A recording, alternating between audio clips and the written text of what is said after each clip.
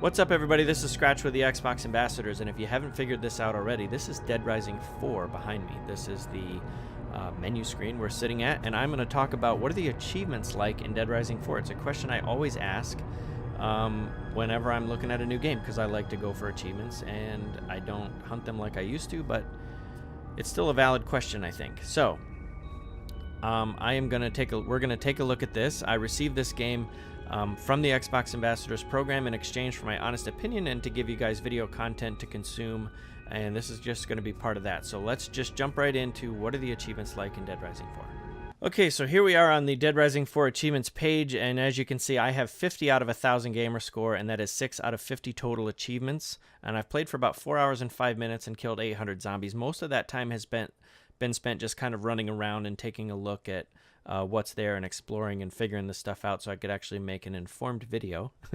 But let's take a look at it here. So of these achievements, 11 of these 50 are related to the story, and then 8 of them are one-off things like take an S-rank photo or complete an episode without eating or things like that. And then the rest of them are like have to do with blueprints, collectibles, trials, and things like that we'll talk about. I'm going to just kind of go down through here and give you a quick overview of all of them. We have Stop Hitting Yourself, which is kill a zombie with a hunk of meat, get a hit streak of over 200, and then use a skill move, complete a case, spend a skill point, take an S-rank photograph, complete an investigation, spend 25 skill points, and then there's several that are like spend skill points on all these things. Complete 50 trials, and then the trials have to do with other parts that work towards achievements like killing zombies. There's a trial for doing that, so you need to kill 5,000 of them for this achievement. And then discover every location of interest, try on 100 different clothing items, collect 30 blueprints, and then there's a few for creating unique combos and completing all the trials. Kill 200,000 zombies. So kill 200,000 zombies, but you can see here there's one for killing 53,000 and some change there as well. So all of these are kind of related together. As you're working on one, you're going to be working on another one. And a better way to show you that is to jump into the menus of the game and kind of show you how that works. So as you can see here, we just have collect all this stuff and find an idol, upgrade the emergency shelter, and that sort of stuff. But let's jump over and look in the menus so you can see how well this is tracked in this game. And these achievements, while they will take some time, I don't think are that intimidating. Okay, so first things first, we're back here on the menu, and as you can see, we have story mode, but one other thing I want to call out is game saves. So if you go to game saves, you can actually start different saves. You can have up to 4 different saves for your game. It's very easy to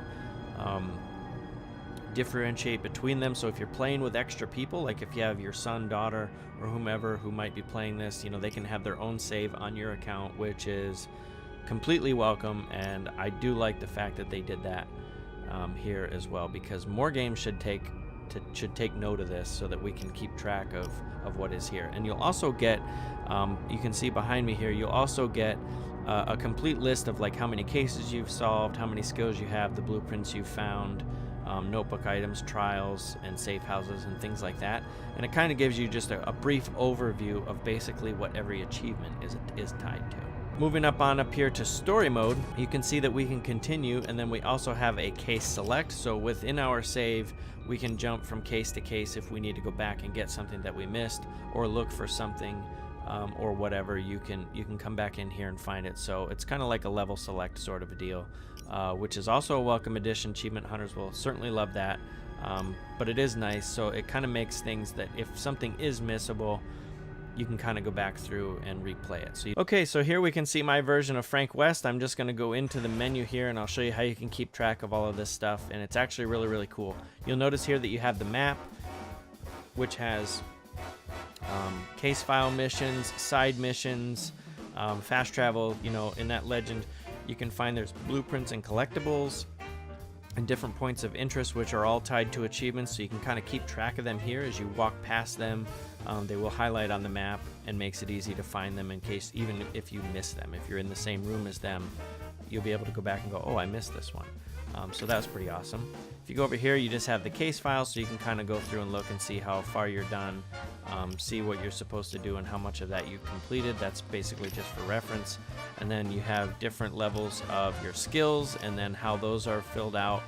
And there's achievements for putting points in these, and so you can kind of see, like I'm probably closest in brawling to getting the brawling achievement because I've used 3 out of 28, for example. So if I'm looking to grab some achievements quick, and I can come in here and kind of see which ones I'm close to, so that's pretty cool, and keep track of my skills. Over here we have the combo guide, so this is everything I found from a blueprint. You can see there's 26 melee weapons, 14 ranged weapons, 7 thrown weapons, and 8 vehicle weapons, which makes it easy for me to keep track of how many I've found, how many I'm missing, and that sort of stuff. And then also to create them, it'll show me what I need to create them, so I can start, I can set it and start looking for it. The game also highlights collectibles that will be used in a combo if you have the blueprint for it, so that's kind of cool. Down here we have the notebook, which shows personal mysteries, Willamette mysteries, and different collectibles. There's 83 notebook items completely collect everything in the notebook, which that's tied to an achievement as well, and you can keep track of what you have done here. This is actually one of the mysteries that you have to solve, the happiest place on earth, so you can see my progress there with that one. There's an achievement tied if I finish this, so if I want to grab that achievement, I can come in here and start doing that. The trials are something a little bit different, so basically you have photography, combat, exploration, and multiplayer trials, and there's achievements for completing these trials. For example, the blade combo creator is create 15 combo weapons of the bladed category, and you'll get that trial. So there's 195 trials total, and they range, from photography and combat. The one thing I do like about this, though, is, for example, you look at these Zombie Slayer, and there's like Zombie Slayer 10.